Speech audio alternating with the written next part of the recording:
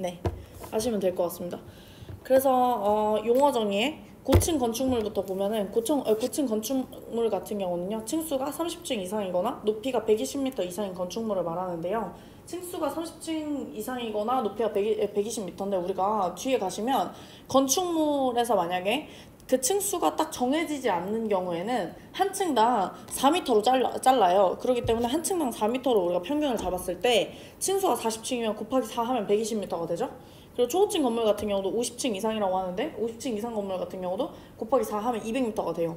그래서 층수가 40층 이상, 30층 이상이거나 아니면 높이가 120m 이상인 건물이라고 나오던가 아니면 층수가 50층 이상이거나 혹은 높이가 200m 이상인 건축물을 우리가 초고층 건축물이라고 합니다.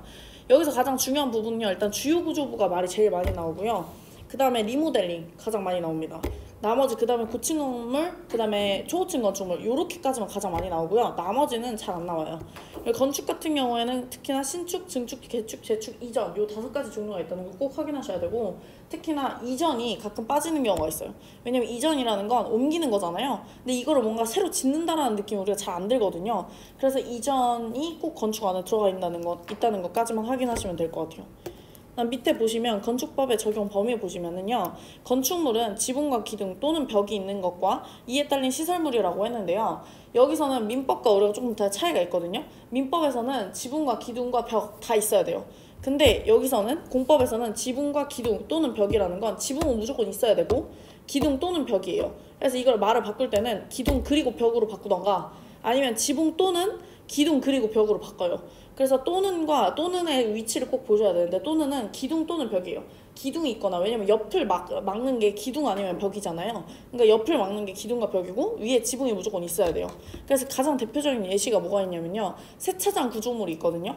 세차장 구조물은 원래 기둥하고 그 지붕만 있잖아요. 그래서 이게 민법상에서는 건축물이 아닌데 여기 건축법상에서, 공법상에서는 이게 건축물로 칩니다. 그렇기 때문에 그 차이가 있어서 확인을 하셔야 되고요. 그다음에 지하나 고가의 공작물에 설치하는 사무소, 공연장, 점포, 차고, 창고가 있습니다. 이것도 외우셔야 돼요. 왜냐면 이 밑에 보시면은 건축법을 적용하지 아니하는 건물에 간이 창고 있거든요. 그래서 이거랑 확인하셔야 되는데, 간이 창고는요, 컨테이너로만 만들어야 돼요. 컨테이너로 만든 간이 창고들 있잖아요. 예를 들면은 약간 이거는 적절한 예시는 아닌데 그냥 우리가 떠올렸을 때 뭐라고 생각하시면 되냐면, 건대에 커먼그라운드 아시죠? 아세요? 그 커먼그라운드 컨테이너 박스로 만든 거 있거든요. 그게 약간 이슈가 됐었는데, 그것도 사실 따지고 보면 컨테이너 박스로 진짜 만든 건 아니거든요. 그냥 모양이 컨테이너 박스일 뿐이지. 그래서 어쨌든 간에 컨테이너 박스로 만든 거는 우리가 간이창고로 분류를 해요. 그렇기 때문에 건축물로 여기지 않습니다. 그렇기 때문에 여기 창고랑은 비교를 하셔야 돼요. 창고라고 해서 무조건 건축법을 적용하지 않는 게 아니고, 창고 자체는 건축법을 적용을 하는데 컨테이너를 이용한 간이창고 같은 경우는 건축법을 적용하지 않습니다. 그래서 맨날 답으로 걸리는 건 얘밖에 없어요. 그래서 요거를 꼭 확인을 하셔야 되고, 그래서 문제에서는 보통 어떻게 나오냐면요, 건축법을 적용하지 아니하는 건축물을 찾아라 라고 하고 기억년, 디글리엄, 미음비읍시, 니은지치 엄청 많이 줘요. 그리고 거기서 이제 몇 개냐 이렇게 찾으라고 하거든요. 그래서 실질적으로 개수만 맞으면 되기 때문에 잘못 고르셔도 이제 개수만 맞게 잘못 고르면 됩니다. 근데 어쨌든 1번에 보시면 문화재는 건축물로 적용하지 않아요. 왜냐면 이건 문화재법이 따로 있기 때문에 특별법으로 해서 문화재법으로 우리가 적용을 하고요. 그다음 2번 보시면 철도나 궤도의 선로부지에 있는 시설이라고 하는데요. 이 말은 안 나오고요. 옆에 보시면 운전보안시설이라든지 보행시설, 그 다음 플랫폼, 그 다음 사용용 급수, 그 다음 급탄 및 급유시설, 이 단어가 나오거든요. 그래서 여기서 건축법이 아니다 라는 걸 확인하시면 되고요. 그 다음 세 번째 고속도로 통행료 징수시설, 말 그대로 우리가 하이패스? 하이패스 통과하는 거기 말하는 거죠. 거기고요. 마지막에 다섯 번째 이제 하천구역 수문 주작실 하고 간이창고, 이거를 동그라미 치실 수 있으면 됩니다. 이건 무조건 개수로 나와요. 그래서 개수만 맞으면 됩니다. 그리고 대지 보시면요, 위에 다시 대지 같은 경우는 한 필지와 한 대지 같은 경우인데, 이거 문제가 엄청 많이 나오진 않는데 만약 나오게 되면 얘 전체가 한 문제거든요. 일단 원칙은 한 필지를 한 대지로 우리가 여깁니다. 근데 예외적으로 둘 이상의 필지를 하나로 대지로 보는 경우는 어떤 경우냐? 하나의 건축물을 두 필지 이상으로 걸쳐 건축하는 경우입니다. 그냥 이 말이 그대로 나와요. 그리고 웬만하면 이 말은 답으로 잘 안 나와요. 왜냐면 바꿀 게 없어요. 그래서 우리가 공법 같은데, 여기 건축법이나 주택법 같은데 보시면은 엄청나게 내용이 많이 나오기 때문에 이거를 뭔가 다 외운다는 생각보다는 그냥 자주 들어보고, 이런 건 어차피 답으로 잘 안 나오거든요. 그러니까 답으로 잘 안 나오는 거는 듣기만 하고 넘어가시면 되지, 이것까지 외우면은 머리가 터지거든요. 그러니까 그냥 이런 거는 그렇구나 하고 넘어가시면 돼요. 이런 거는 답에 안 걸립니다. 여기 같은 경우도 하나의 이상의 필지의 일부를 하나의 대지로 할 수 있는 경우인데요. 이 일부를 전부로 바꿔요. 그거 말고는 바꿀 수가 없어요. 왜냐면 농지 전용 허가를 뭐 다른 말로 바꾸기가 어렵거든요. 그래서 농지 전용 허가라든지 산지 전용 허가를 받은 경우에는 하나의 이상의 필지 일부에 대해서도 우리가 하나의 대지로 할 수가 있습니다. 또 도시공원 계획시설로 결정을 고시하는 경우에는 하나의 필지 일부를 대지 하나의 대지로 할 수가 있거든요. 그래서 그거 말고는 잘 안 나옵니다. 그래서 이거는 답으로 할 만한 게 좀 없기 때문에 잘 안 나와요, 문제가. 그래서 어쨌든 여기서는 건축법으로 적용하지 아니하는 건축물 정도만 아시면 되고, 사실 이거는 외울 만한 것도 없고요. 들어보면은 대충 이해가 가잖아요. 그래서 여기는 창고 정도만 확인을 하시면 되고 나머지는 없습니다. 그래서 그 다음 넘어가시면 이제 우리가 건축이라는 행위 자체는 크게 5가지라고 했거든요. 신축, 증축, 개축, 재축, 이전 이렇게 5가지라고 했는데, 신축은 뭐냐? 아예 나대지, 그러니까 건축물이 없는 이란 말이 나와야 돼요. 왜냐면 신축이라는 건 없는 토지에 새로 만드는 거거든요. 그래서 없는 이란 말이 나오거든요. 그래서 얘는 딱 5가지잖아요. 그래서 오지선다형이기 때문에 1, 2, 3, 4, 5로 나와요. 그래서 말을 바꾸거든요. 근데 이게 신축은 대부분 답에 안 걸려요. 왜냐면 이거는 바꿀 게 없거든요. 그래서 이런 건 잘 안 걸리고요. 2번 보시면 증축은 기존 건축물에 있어야 돼요. 그래서 신축과 증축은 일단 비교하면 신축은 건축물이 없는 토지 대지고 증축은 건축물이 있는 토지 대지예요. 근데 이것도 답이 잘 안 걸립니다. 뭘 바꾸냐면 건축 면적, 연면적, 층수 또는 높이를 늘리는 것이거든요. 일단 늘리는 것을 줄이는 것으로 바꿀 수가 있어요. 근데 줄이는 거는 아니에요. 증축 건 늘리는 것만 말하는 거지 줄이는 건 포함하지 않거든요. 그래서 늘리는 것만 아시면 되고요. 그 다음에 건축 면적, 연면적, 층수 또는 높이를 늘리는 거지 용적률과 건폐율을 늘리는 건 아니에요. 왜냐면 용적률과 건폐율은 공법에서 다 정해놨거든요. 우리 아직 안 외웠지만 5, 6, 6, 5, 5 이렇게 다 외우셔야 돼요. 숫자를. 나중에 숫자가 다 정해져 있기 때문에 이 숫자는 우리가 마음대로 이렇게 늘리거나 완화할 수는 없어요. 증축으로 인해서는. 그렇기 때문에 용적률과 건폐율이라는 단어가 나오면 아닙니다. 그래서 그냥 얘는 건축 면적, 연면적, 층수 또는 높이를 늘리는 것이다 라는 것만 아시면 될 것 같고요. 세 번째 보시면은 개축이 있는데요. 개축 같은 경우는 기존 건축물의 전부 또는 일부를 철거하고 그 대지의 종전과 같은 규모의 범위 내에서잖아요. 그래서 이거는 종전과 같은 규모 범위 내 밖에 안 바꿔요. 이걸 뭐로 바꾸냐면 종전과 같은 규모 이상이라고 한다던가 뭐 이렇게 바꾸죠? 근데 그거 말고는 없습니다. 그래서 개축 아니면 재축이 무조건 답이에요. 답은 증축, 신축에서 잘 안 걸립니다. 그래서 개축도 종전범위 같은 규모의 범위 내에서 지어야 되고요. 재축 같은 경우도 천재지변이나 재해에 멸실되는 경우 종전규모 이하잖아요. 이상 아닙니다. 혹은 개축과 재축을 바꿔요. 예를 들면은 전부 또는 일부를 철거하고인데 이걸 재축이라고 쓴다던가, 아니면 천재지변이나 재해 멸실을 개축이라고 쓴다던가. 그럴 때는 답은 개축, 재축 둘 중 하나입니다. 웬만하면 신축, 증축 이런 건 안 걸려요. 그래서 만약에 도저히 시간이 없으면 그냥 개축, 재축만 보시고 거기서 웬만하면 답을 걸으시고 나서 다른 걸 보는 게 약간 그런 거죠. 그래서 기출문제 많이 풀다 보면 항상 답에 나오는 것들이 있거든요. 그러니까 그것만 보시면은 만약 문제를 딱 풀 때도 이 문제다라는 걸 알았으면 그거 먼저 읽으셔야 돼요. 그래야지 다른 문제는 안 읽을 수 있거든요. 그래서 어쨌든 그렇고요. 이전 같은 경우는 주요 구조부를 해체하지 아니하고 같은 대지에 다른 위치로 옮기는 건데요. 이것도 바꿀 게 없습니다. 그래서 어쨌든 이렇다 하는 것만 아시면 됩니다. 그다음 대수선이 중요합니다. 그래서 얘 같은 경우는 만약에 좀 어렵게 내면 대수선을 같이 엮거든요. 근데 대수선을 일단 비교를 하면 일단 증설 해체는 싹 다 지금 있어요. 증설 해체가 싹 다 있거든요. 근데 증설 해체 부분만 먼저 보시면 일단 대수선은 주요 구조부를 증설 해체, 그다음 수선 변경 이렇게 4가지거든요. 근데 증설 해체 보시면 내력벽, 기둥, 보호, 지붕, 틀은 증설 해체를 하는 거예요. 그냥. 근데 밑에 보시면 방화벽이나 방화구역 혹은 주계단 피난계단 혹은 특별 피난계단 얘네들 같은 경우는 증설하고 해체잖아요. 근데 우리가 여기서는 주요 구조부라고 했는데 아까 방화벽 이런 거 없었죠. 그리고 피난계단, 특별 피난계단 이런 거 없었거든요. 그래서 이런 것까지 증설 또는 해체하는 것도 우리가 대수선으로 분류를 합니다. 우리가 아까 주요 구조부에는 주계단까지만 있었고 피난계단과 특별 피난계단 이런 거 없었거든요. 그러니까 그런 거 보셔야 되고, 방화벽 또는 방화구역을 위한 바닥 이런 거 없었어요.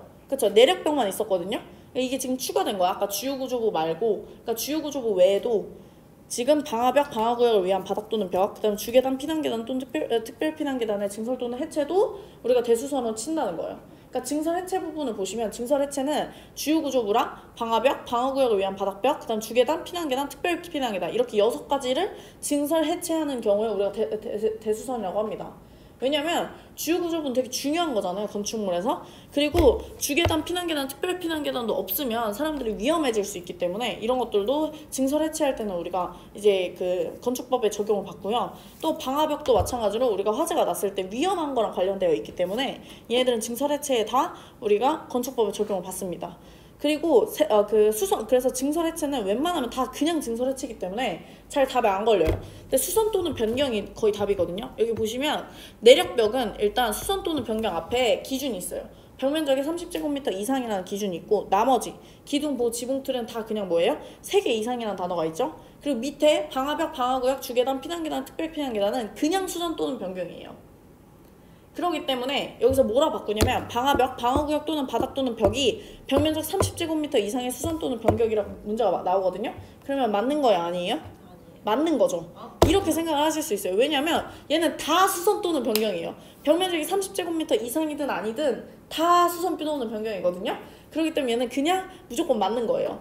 근데 만약에 내력벽이 벽면적이 28제곱미터다, 이거의 수선 또는 변경이다, 이러면 아닌 거죠. 그렇기 때문에 내력벽만 조건을 가지고 있다 라고 생각하시고, 방화벽, 방화구역, 주계단, 피난계단, 특별 피난계단은 조건이 있든 없든 무조건 수선 또는 변경을 하면 싹 다 대수선입니다. 대수선으로 치는 거예요. 그래서 조건이 있냐 없냐만 보시면 안 돼요. 그러니까 조건이 여기 이거 내력벽자인데 왜 여기 붙어있어? 라고 하면서 틀린다고 하면 안 되고, 이걸 보실 때 수선 또는 변경 그냥이라는 거는 조건이 있든지 없든지 그냥 항상 수선 또는 변경은 된다는 거죠. 그러니까 답을 보실 때 이것도 약간 보시면 대수선인 것을 골라라 이렇게 문제 그대로 나와요. 그러면 밑에 보시고 일단 증설 또는 해체는 놔두세요. 왜냐면 증설 또는 해체는 웬만하면 답에 안 걸리거든요. 그러니까 수선 또는 변경 먼저 보셔야 돼요. 그리고 수선 변경 가운데서도 일단 내력벽이 가장 특이하거든요. 벽 면적이 30제곱미터 이상이라는 어떤 조건이 있잖아요. 그러니까 내력벽, 수선 먼저 찾는 거예요. 그거의 벽 면적 30제곱미터 이상짜리를 먼저 찾고, 그게 오케이가 되면 그 다음 거를 그 다음 보셔야 돼요. 그래야 시간을 아끼고 웬만하면 답이 거기서 걸립니다.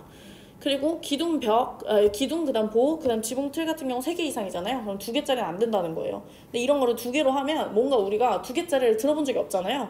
그럴 때 웬만하면 이런 거는 답을 걸을 수가 있거든요. 그래서 그런 건 답이 잘 안 냅니다. 그래서 내력벽에서 웬만하면 답이 걸린다. 그래서 그것만 확인하시면 됩니다. 밑에 보시면 건축법 적용 대상 지역이 있는데요. 전면적 적용 대상 지역이 있고 일부 규정을 적용하지 않는 지역이 있는데, 전면적 적용 대상 지역에는 도시지역, 비도시지역 안에 지구단위 계획구역, 그 다음 동이나 읍인데요. 이것도 웬만하면 잘 안 나와요. 이게 나오는 건 아니고요. 뭐가 나오냐면 일부 규정을 적용하지 않는 지역에서 적용 안 하는 내용이 더 많이 나오거든요. 근데 제가 이거 왜 안 쳤냐면, 얘 같은 경우는 그 설명을 잘 안 하셨어요. 그래서 제가 그냥 갖다 써놓은 건데, 지금 전면적 적용 대상 지역이 도시지역, 비도시지역 안에 지구단위 계획구역, 그 다음에 동이나 읍이잖아요. 그럼 얘네들이 아닌 곳은 다 건축벽을 전면적으로 적용하지 않는 거예요. 그럼 뭘 적용을 안 하냐? 라고 봤더니 대지와 도로와의 관계를 적용을 안 하고, 도로의 지정 폐지 또는 변경을 적용을 안 하고, 건축선 지정을 얘네들을 적용 안 하겠다는 거거든요. 근데 이걸 왜 써놓은 거냐면 앞으로 우리가 배울 게 이거 하나하나예요. 첫 번째가 그 다음에 이제 뒤에 넘기시면 대지와 도로의 관계고요. 그 다음에 도로의 지정과 폐지, 그다음 건축선의 지정, 그 다음 건축선에 따른 건축 제한, 그 다음 방화지구 안에 건축물은 여기서는 안 배워요. 왜냐면 우리가 용도지구에서 배우기 때문에 용도지구에서 하고요. 그다음 대지의 분할 제한에 몇 제곱미터인지까지를 각각 하시는 게 이 건축법이 끝입니다. 그러면 이 내용을 싹 다 배우면 끝나요. 그렇기 때문에 이 배운 내용을 적용 안 하는 곳이 그냥 도시지역이 아닌 지역, 그 다음 비도시지역 안에서 지구단위 계획구역이 아닌 지역, 그 다음 동이나 읍이 아닌 지역을 이걸 적용 안 한다는 거죠. 그래서 약간 제목처럼 제가 여기다 써놓은 거거든요. 그래서 이걸 하나하나 지금 보겠다는 거예요. 근데 일단 어쨌든 건축법이라는 건 건축을 하기 전에 우리가 저번 시간에 도시 및 주거환경정비법에서도 그 도정법 할 때도 그 안전진단 먼저 했었잖아요. 그렇기 때문에 그것처럼 얘도 사전 결정 신청을 먼저 합니다. 그래서 건축을 할 때 이걸 다 지어놓고 나서 안 돼, 불허가 떨어지면 이걸 다시 부실 수도 없잖아요. 그렇기 때문에 짓기 전에 항상 먼저 물어봐요. 이거 지어도 되는지. 그런 걸 우리가 뭐라 하냐면 사전 결정 신청이라고 합니다. 사전 결정 신청은 해도 되고 안 해도 됩니다. 근데 안 하는 경우에는 그냥 지어놓고 불허가 떨어지면 부셔야 돼요. 완전 돈 낭비죠? 그러니까 웬만하면 다 합니다. 그래서 보시면 동시신청 같은 경우 보시면, 동시신청 같은 경우는 건축심의위원회의 심의와 그 다음에 교통영향평가서의 검토를 동시에 신청할 수 있다라는 건데요. 그냥 신청할 수 있다 하고 넘어가시면 돼요. 이런 거 절대 문제 안 나옵니다. 그 다음에 세 번째 보시면 사전협의가 있는데요. 사전협의는 환경부 장관이랑만 웬만하면 해요. 왜냐면 우리가 건축을 지으면서 관련을 받을 수 있는 법규가 문화체육부 장관 이런 애들하고는 약간 관련이 없어요. 그렇기 때문에 대부분 다 환경부 장관이랑 많이 합니다. 그래서 우리가 기억하시는지 모르지만 우리가 옛날에 지구단위 계획 할 때도 환경부 장관과 협의할 때에는 무슨 뭐 면적 요건을 맞춰왔었어야 되거든요. 기억 안 나시겠지만 그런 게 있었어요. 그래서 어쨌든 장관이 나오면 협의는 무조건 누구냐면 환경부 장관입니다. 웬만하면 장관은 다 환경부 장관이에요. 네, 어쨌든 걔네들하고 협의를 해야 됩니다. 그리고 결의 통지는 당연히 사전 결정을 했으면 그 신청자한테 알려야겠죠? 그렇게 알리는 건 너무 당연한 거고요. 마지막에 보시면 통지의 효과를 보시면 신고 또는 협의 의제인데요. 딱 보시면 다 허가라고 했죠. 허가라는 건 무조건 행정청이 그 우리의 주민한테 해주는 거예요. 그렇기 때문에 허가가 떨어졌으면 당연히 신고 또는 협의는 더 낮은 단계잖아요. 우리가 허가라는 거는 해도 되나요? 라고 물어보고 안 돼 그럼 못하는 거고, 신고라는 건 나 할 거야 라고 알려주는 거고, 협의는 해도 되나요? 라고 물어보는 거예요. 그렇기 때문에 가장 강한 게 허가거든요. 허가를 했으면 당연히 신고랑 협의는 당연히 의제가 되는 겁니다. 그렇기 때문에 허가라는 말이 나오면 당연히 신고랑 협의는 의제되기 때문에 이 말도 그냥 스무스하게 넘길 수 있는 거예요. 그렇기 때문에 답은 어디서밖에 안 걸리냐? 여기밖에 안 걸려요. 건축 허가의 신청 의무는 사전 결정 통지를 받은 날로부터 몇 년 이내예요? 2년 이내 해야 되고요. 안 하게 되면 효력을 상실합니다. 그래서 건축법하고 주택법 뒤에서는 가장 기본적으로 가장 많이 나오는 게 2년입니다. 그래서 가장 많이 나오는 기간이 뭐다? 2년이고요. 중간중간에 아닌 기간이 나와요. 그러니까 아닌 기간만 외우시면 돼요. 건축법과 주택법은 무조건 기본이 2년이에요. 무조건 2년입니다. 그래서 얘는 건축 허가 신청을 할 때는 2년이에요. 그래서 2년이 아닌 것만 이제 외울 겁니다. 그래서 어쨌든 기간은 이제 외우셔야 되니까 건축 허가는 2년이다. 사전 결정 신청을 받고 나서 건축 허가까지는 2년 안에 신청을 해야 됩니다. 그 다음에 이제 넘기시면 건축 허가를 보실게요. 건축 허가는 누가 내리냐면 시장군수구청장이 내립니다. 왜 시장군수구청장이 내리냐? 이건 상식적으로 생각해봐도 그래요. 우리나라 지금 서초구만 하더라도 이 건물 얼마나 많이 지어요? 오다가도 제가 보니까 건물 엄청 많이 짓는단 말이죠. 건물 이렇게 많이 짓는데 이걸 서울시장이 승인을 내준다고 생각해봐요. 그럼 서울시장은 서울에 있는 그 모든 건물을 다 승인을 내줘야 되는데 그럼 얼마나 할 일이 많아요? 말이 안 되잖아요. 그렇기 때문에 구청만 하더라도, 서초구만 하더라도 엄청 많이 짓거든요. 구청 정도 할 일이 많기 때문에 사실 시장군수구청장한테 가야 돼요. 가장 낮은 급한테 가는 겁니다. 왜냐면 일이 가장 많기 때문에 건축 허가는 시장군수구청장한테 허가를 받습니다. 그리고 두 번째는 예외적 허가권자는 당연히 그 위에 있는 사람이겠죠? 원래 항상 예외적인 사람은 그 위에 있는 사람입니다. 그래서 그 위에 있는 사람은 특별시장이나 광역시장이 되는 거겠죠? 근데 특별시장이나 광역시장이 허가를 하는 경우는 어떤 경우예요? 너무 큰 건물. 너무 큰 건물이라는 건 21층 이상이거나 연면적 합계의 10만 제곱미터 이상인 건축물의 건축을 말하는 거죠. 근데 이것도 21층이거나 10만 제곱미터 이상인 건축물의 건축은 여러분들 하다 보시면 정말 외우게 돼요, 나중에. 자, 그러면 제가 약간 비교해드리면 일단 21층 같은 경우는 아까 우리가 층 나온 게 두 가지가 있었어요. 뭐였죠? 30층, 50층. 30층은 뭐였어요? 고층 건물. 그 다음에 초고층 건물은 50층 이상이었죠? 그래서 21층 이상이거나 그 다음에 21층 이상이면은 이거는 허가를 받아야 되는 거야. 누구한테? 특별시장이나 광역시장한테. 그럼 당연히 고층 건물이나 초고층 건물은 다 누구한테 받는 거예요? 시장군수구청장한테 받는 겁니다. 아니 특별시장이나 광역시장한테 받는 거죠. 그래서 시장군수구청장한테 가면 안 되는 겁니다. 혹은 연면적의 합계가 어때야 돼? 10만 제곱미터 이상인 건축물의 건축을 말해요. 근데 아까는 30층짜리는 곱하기 4 했죠. 그래서 120m, 높이가 120m였고 걔는 아까 높이를 말하는 거였고 얘는 뭐였냐면요. 연면적의 합계예요. 연면적이라는 거 바닥 면적을 다 더한 거죠. 층수마다 싹 다 더한 것들이 10만 제곱미터입니다. 이것도 만짜리는 나중에 다 정리를 할 거예요. 그래서 어쨌든 21층 이상이거나 연면적 합계가 10만 제곱미터 이상인 건축물의 건축은 누구한테 받아요? 특별시장이나 광역시장한테 받는 겁니다. 그래서 좀 커다란 건물은 무조건 시장한테 가서 확인을 해야 된다는 거예요.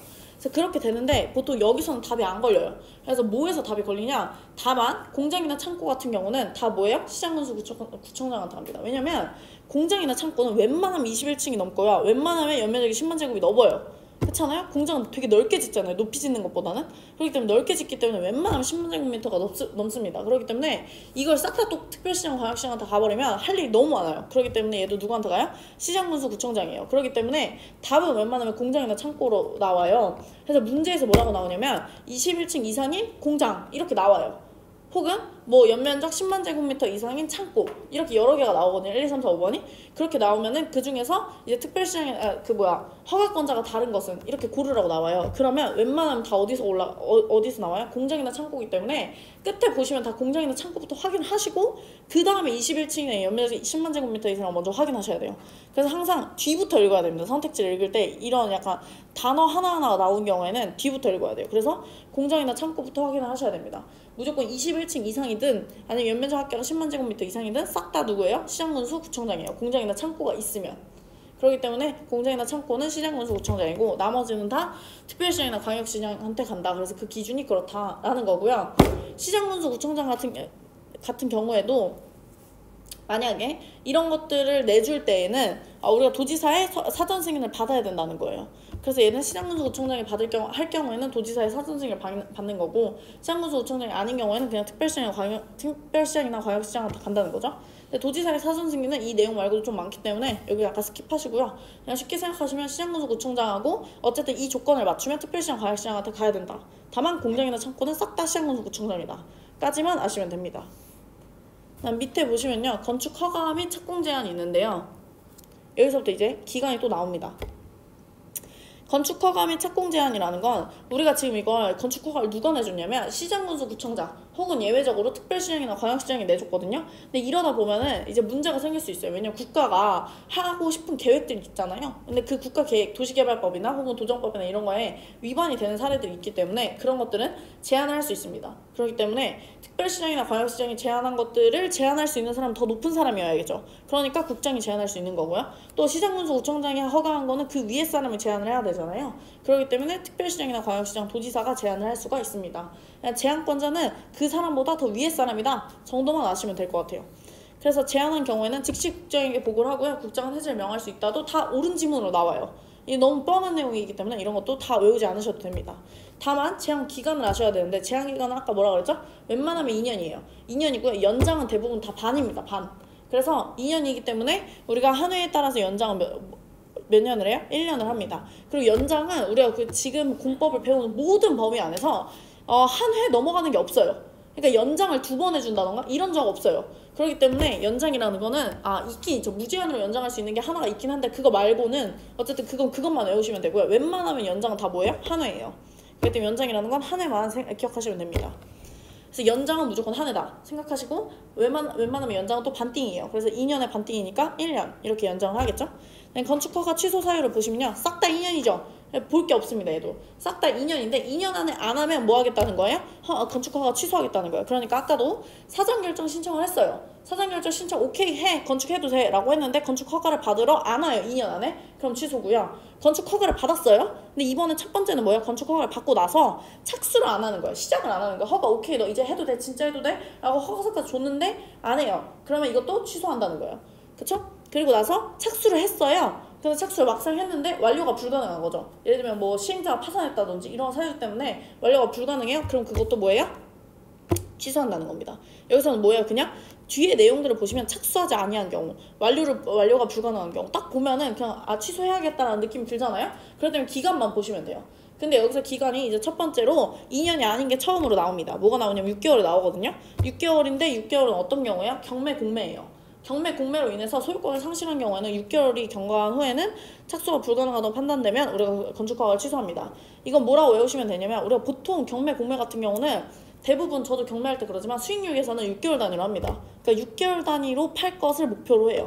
그럼 1년에 2채 하는 거죠. 그런 식으로 이제 생각을 하거든요. 그래서 경매 공매는 보통 6개월이다 라고 생각하시면 됩니다. 그래서 경매 공매는 수익률 계산할 때 대부분 6개월로 계산하기 때문에 경매 공매는 6개월 생각하시면 되고 나머지는 지금까지 싹 다 2년이었죠. 2년 아닌 거 없었어요. 근데 이제 뒤에 가면은 좀 몇 개 더 나옵니다. 그래서 어쨌든 그것만 외우시면 돼요. 그 다음에 건축을 신고 대상인데 이게 훨씬 많이 나와요. 왜냐면 건축은 가장 기본적으로 건축하려면 기본적으로 뭘 해야 돼요? 허가를 받아야 돼요. 근데 허가를 받는 것 중에 너무 세밀한 것까지 다 허가를 받으면 할 일이 너무 많기 때문에 신고만 해도 오케이 해주는 게 있어요. 그러니까 이거는 굳이 오케이 하지 않아도 알려주기만 해줘. 너 한다고 알려주기만 해줘 라고 하는 것들이 있거든요. 그게 뭐냐면 바닥면적의 합계가 85제곱미터 이상의 증축, 개축, 재축이에요. 여기서는 85제곱미터를 안 바꿔요. 그러니까 85제곱미터를 외운다고 생각하지 마시고 뒤에 증축, 개축, 재축을 외우셔야 됩니다. 여기에 뭐가 없어요? 신축 없고요. 이전 없습니다. 혹은 건축이라고 바꾸면 안 돼요. 왜냐면 건축에는 뭐가 있죠? 증축, 개축, 신축, 재축, 그 다음 이전 5가지죠. 근데 여기서 뭐밖에 안 돼요? 증축, 개축, 재축밖에 안 되잖아요. 그러니까 건축이란 단어로 바꾸면 안 되고요. 그리고 여기는 증축, 개축, 재축만 되기 때문에 신축과 이전이 안 된다 까지는 아셔야 돼요. 그러니까 이거는 85제곱미터는 안 바꿉니다. 왜냐면 85제곱미터는 뭔가 우리한테 익숙해. 왜냐면 뒤에 가서 보시면은 우리나라에서 국민주택 규모를 85제곱미터라고 제한을 했어요. 그래서 85제곱미터라는 거 우리한테 익숙하기 때문에 85라는 숫자를 보는 순간 뭔가 이게 다 이거는 괜찮은데 라고 넘어가거든요. 근데 증축, 개축, 재축이 아닙니다. 그래서 이 뒤에를 다 답으로 정하거든요. 그래서 얘가 이제 좀 어렵고요. 그다음에 이제 왜 어렵냐면 2번 보시면 관리지역, 농림지역, 자연환경 보전지역 안에서 연면적 200제곱미터 미만이고 그 다음 3층 미만인 건축물의 건축이거든요. 건축이라는 건 뭐예요? 얘는 신축, 증축, 개축, 재축, 이전 다 되는 거예요. 근데 여기서는 연면적 200제곱미터 미만이고 3층 미만인 건축물이라는 건 우리가 소형 건축물이라고 할 때 대부분 연면적 200제곱미터의 3층 미만입니다. 그래서 이게 우리가 나중에 이거 말고도 내용이 좀 많은데 우리가 소형이라는 기준이 보통 이래요. 연면적이 200제곱미터고 3층 미만인 거. 왜냐면 보통 연면적 200제곱미터가 3층 미만 정도면 어느 정도냐면요. 협소주택이에요. 다가구 정도도 아니고 우리 요즘에 막 신혼부부들이 진짜 조그만 땅 산 다음에 막 3층 정도까지 지은 다음에 막 한 층에는 화장실만 있고 한 층에는 방만 있고 한 층에는 거실만 있는 것도 있거든요. 막 그러면서 막 리모델 엄청 예쁘게 해놓고 나서 막 협소주택이라고 막 이렇게 하는 막 소개하는 거 혹시 보셨는지 모르겠는데 이런 협소주택이 대부분이래요. 연면적 200제곱미터 미만이고 3층 미만의 건축물입니다. 그래서 3층 미만이라는 건 3층은 안 되는 거예요. 1층, 2층까지밖에 안 되는 거죠. 그래서 뭐 2층은 예를 들면 뭐 방으로 쓰고 1층 같은 경우는 제가 약간 요즘에 나 혼자 산다를 봤는데 강남집이 그래요. 강남 집 자체 전체는 이제 아닌데 그 집 두 개만 보면 위에는 방이고 1층에는 거실이더라고요. 약간 그런 구조로 되어 있는 것들 말하는 거거든요. 그런 건물만 있는 거. 걔는 물론 이제 그 밑에 다른 건물도 있지만 그래서 그거 말고 어쨌든 딱 그 정도 되는 것만 말합니다. 근데 연면적이 200제곱미터면요. 우리가 3.3당 1평이잖아요. 그럼 얘가 되게 조그만한 거예요. 연면적이 200이면은 이게 두 층으로 나누는 거니까 하나당 거의 한 100제곱미터 미만이어야 된다는 거거든요. 한 층당. 근데 100제곱미터 미만의 연면적이면은 얼마죠? 거의 한 30평 중후반 뭐 이렇게 왔다 갔다 할 거야. 30평 초반 요 정도 될 거예요. 그러니까 연면적이 30평 초반밖에 안 되는 거거든요. 그게 이제 두 층으로 되는 거예요. 그렇기 때문에 그렇게 큰 건물은 아닙니다. 근데 어쨌든 그런 건물인데 그런 건물도 도시지역에 지으면 그거는 허가를 받아야 돼요. 근데 얘는 무슨 건물이야? 관리지역, 농림지역, 자연환경 보전지역에서만입니다. 그러니까 숲 안에서 내가 그러니까 이렇게 산 같은 데 있잖아요. 산 같은 데 가서 협소주택 짓고 살겠다 이런 거는 그냥 신고하라는 거예요. 왜냐면 도시지역은 땅값이 있기 때문에 이게 값이 오르잖아요. 그럴 때 안 되는데 산에다가 짓고 사는 거는 상관이 없습니다. 혹은 관리지역이라는 건 말 그대로 거의 약간 좀 촌이에요. 이 경기권, 수도권 이런 데 거의 다 아닙니다. 그렇기 때문에 거의 약간 양평이라든 거의 이쪽까지 벗어나야 돼요. 그래서 그런 데로 벗어나야 되니까 그런 지역에서 이렇게 소형 건축물로 짓는 거는 괜찮다는 거예요. 그래서 그런 것들은 신고만 하면 됩니다. 다음 세 번째 보시면 연면적이 200제곱미터 미만이고 3층 미만 똑같이 또 오죠. 근데 얘네들은 대수선을 할 거면 이거는 다 신고받아야 돼요. 그래서 이거는 제일 중요한 게 앞에 관리지역에 연면적 200제곱미터 미만이고 3층 미만의 건축물의 대수선은 다 신고할 수 있는 거예요. 그러니까 앞에 관리지역이나 농림지역, 자연환경 보전지역 뿐만 아니라 도시지역이라 하더라도 대수선을 갖다 붙이면은 얘는 다 그냥 신고만 하면 됩니다. 왜냐면 조그만한 주택을 이제 이렇게 수선하는 리모델링 하는 거 있잖아요. 대수선은 우리가 아까 뭐라고 했냐면은 주계단이나 주요구조부를 증설 해체하는 거라고 했거든요. 그런 것들을 바꾸는 거는 크게 사람들이 어차피 협소주택이기 때문에 사는 사람도 많지 않잖아요. 그러니까 충분히 대피할 수 있다는 거예요. 그렇기 때문에 크게 상관이 없다라고 해서 대수선 같은 경우 앞에 지역이 없어요. 그렇기 때문에 이건 뭘 자꾸 바꾸냐? 지역을 바꾸고요.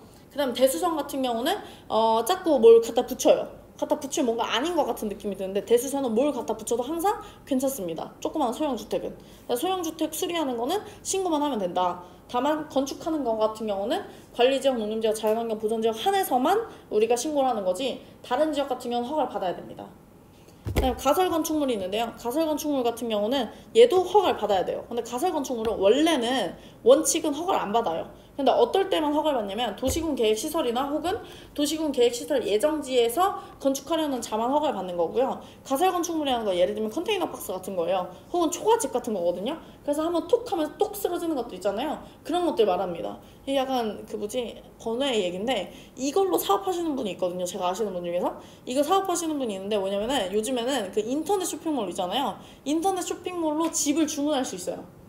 그래서 주문을 하면 집이 옵니다. 근데 그 집이 약간 오는데 그 집이 약간 컨테이너 박스는 아니고 그 약간 커먼 그라운드 같은 그런 느낌으로 집을 지어주는 거예요. 근데 안에가 진짜 예뻐요. 어쨌든 그런 식으로 막 이렇게 쇼핑몰에서 다 주문하면 다 이렇게 오거든요. 근데 우리나라에서는 아직 그런 거가 이제 되진 않는데, 예를 들면은 분양사무소 이런 거 있잖아요. 그런 거 같은 거 그런 사람들한테 파는 거죠. 왜냐면 그런 거는 어차피 잠깐 필요한 거잖아요. 근데 그런 거는 다 허가 안 받아도 돼요. 근데 어디서만 받아요? 도시군 계획시설과 도시군 계획시설 예정지에서만 허가를 받고요. 나머지는 그냥 신고만 하면 됩니다. 근데 이거는 우리가 나중에 이제 좀 디테일하게 배울 거니까요. 어쨌든 가상건축물은 요 지역에서만 허가를 받는다. 원래는 허가를 안 받는다 정도만 아시면 될 것 같아요. 그 다음에 사용 승인 부분 보시면요. 건축물은 사용 승인을 받아야지만 우리가 들어가서 쓸 수가 있어요. 대표적인 예시가 그거죠? 롯데타워? 우리가 제2롯데타워 지을 때 위에 막 짓고 있는데 밑에 사람들 왔다 갔다 했잖아요. 저도 가보진 않았었지만 어쨌든 위에 짓고 있을 때 밑에는 사용 승인을 받아서 문제가 없으면 사람들한테 이제 쓸 수가 있는 거예요. 그래서 그런 식으로도 하는데, 어쨌든 사용 승인 신청 대상이라는 거는 우리가 건축주가 허가권자가 사용승인을 신청을 해야 되고요. 사용승인서 교부가 7일 이내예요. 여기 같은 경우는 2년이 말이 안 돼요. 이거는 왜냐면 사용승인을 신청했는데 2년 안에 교부한다는 거는 이건 뭐 하라는 거예요, 말라는 거예요. 그쵸? 그리고 이 교부 있잖아요. 신청서 같은 거 있죠. 신청서라든지 우리가 나중에 그 중개 실무 보시면 등록증이라든지 이런 것들 있죠. 웬만하면 다 7일이네요. 그래서 어떤 증을 교부한다던가 서를 교부하는 것들 있잖아요. 그런 것들은 다 7일입니다. 이것도 약간 원칙이에요. 왜냐면 나중에 중개사 실무 가시면 7일짜리 엄청 많이 나오고 10일짜리 많이 나오고 5일짜리도 나오고 막 이러거든요. 그렇기 때문에 서짜리는 웬만하면 다 7일이에요. 그래서 서는 우리가 7일이다 라고 기억하셔야 돼요. 그래서 어쨌든 사용승인서를 교부하는 건 7일 이내 검사를 실시하고 우리가 합니다. 그리고 밑에 보시면 건축물의 사용 같은 경우는 사용승인을 원래 받아야 되는데 당연히 허가권자가 사용승인서를 교부기간 내에 교부하지 않으세요. 그러니까 7일 안에 안 주는 거예요. 그러게 되면은 우리 맘대로 그냥 써도 됩니다. 안 받았어도. 두 번째는 임시사용승인. 제가 아까 롯데타워 말한 게 임시사용승인 말한 건데, 임시로 미리 사용하는 거예요. 원래는 완공을 해야지 사용승인을 내주는데 완공하기 전에 임시사용승인을 받으면 일부만 먼저 쓸 수 있어요. 그런 것들을 말하는데 이것도 몇 년이에요? 2년입니다. 다 똑같아요. 2년. 그러니까 지금까지는 경매 공매만 6개월이고 나머지는 싹 다 2년이었어요. 그렇죠? 그렇게 되고요. 밑에 보시면 용도별 건축물의 종류가 있거든요. 용도별 건축물의 종류는 단독주택과 공동주택, 그 다음 제1종 근생과 제2종 근생이 있는데요. 일단 보시면 단독주택 같은 경우는 4가지가 있어요. 4가지가 단독주택, 다중주택, 다가구주택, 공관이 있는데요. 이게 그 단독주택이라는 게 보통 뭐라고 분류하냐면 소유권이 하나인 거예요. 소유권이 하나로 할 수 있는 걸 단독주택이라고 하지, 혼자 사는 걸 단독주택이라고 생각하잖아요. 우리는 단독주택이라고 하면 뭔가 한 가구만 사는 걸 단독주택이라고 생각하는데, 대부분 단독주택 법에서 단독주택이라는 건 하나의 소유권이 성립하는 범위거든요. 그래서 단독주택, 진짜 우리가 생각하는 단독주택도 단독주택이지만, 두 번째 다중주택 같은 경우는요, 한 사람, 고시원 같은 거죠. 원래 실제로 고시원은 아니지만 어쨌든 고시원 같이 한 사람이 어떤 집 큰 걸 사가지고 이걸 리모델링해서 반반 쪼갠 다음에 학생이나 다중이나한테 빌려주는 거죠. 월세로. 이런 식으로 빌려주는데, 다만 여기서의 조건은 뭐냐면요, 독립된 주거 형태를 갖추지 않아야 돼요. 근데 독립된 주거 형태를 갖추지 않는다라는 말이 무슨 말이냐면 욕실이랑 취사시설, 주방이 없어야 돼요. 주방하고 욕실이 없는 걸 말해요. 그래서 우리가 호텔 같은 데 가면은, 호텔은 화장실이 있지만 그 취사시설 없잖아요. 그거 있으면 호텔 인가가 안 내줘요. 그럴 땐 호텔 안에 싹 다 주방시설과 욕실시설이 있다는 건 말이 안 됩니다. 그렇기 때문에 약간 에어비앤비가 잘 되는 거죠.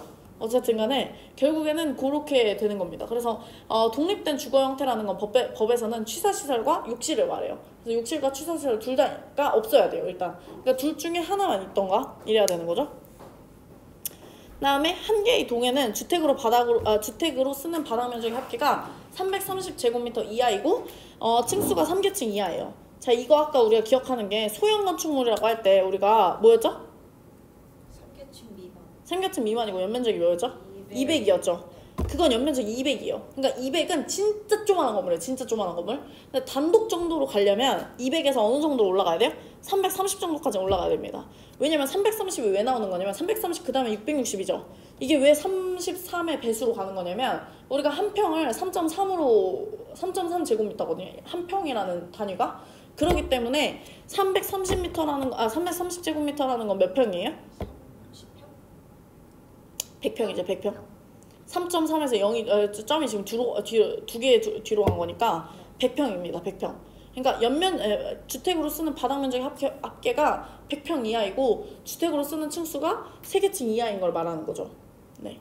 그래서 약간 저희 이모가 이런 거 하시는데 약간 남양주에서 좀 큰데 한 80평 정도 돼요. 80평 정도 집이 되는데 그 집을 이렇게 다 분리가 되어 있어요. 이렇게 분리가 되어 있고 거기에 이제 욕실은 그러니까 공동 주방이 중간에 하나 있고 나머지는 다 이제 따로 세를 주는 겁니다.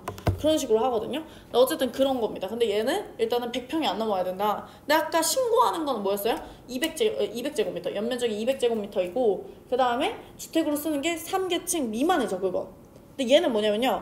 주택으로 쓰는 바닥 면적이 합계가 330제곱미터 이하이고 얘는 주택으로 쓰는 층수가 3계층 이하예요. 그럼 3층까지는 괜찮은 거예요.